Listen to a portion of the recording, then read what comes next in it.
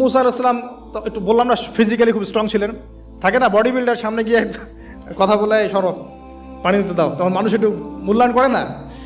তো মুসা আলাইহিস সালাম এভাবে পানি নিয়ে দিলেন এবং বাছুরদেরকে পানি পান করালেন, করিয়ে গাছের নিচে এসে বসে আছেন।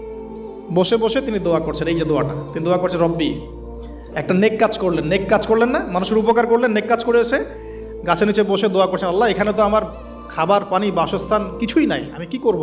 রব্বি ইন্নি লিমা আনজালতা ইলাইয়া মিন খায়রিন ফকির, রব্বি ইন্নি লিমা আনজালতা ইলাইয়া মিন খায়রিন ফকির। আবার বলেন, রব্বি ইন্নি লিমা আনজালতা ইলাইয়া মিন খায়রিন ফকির। অর্থ হচ্ছে, হে আল্লাহ, তুমি তোমার পক্ষ থেকে আমার উপরে যে নিয়ামতগুলো দিবে আমি এর জন্য ফকির হয়ে বসে আছি।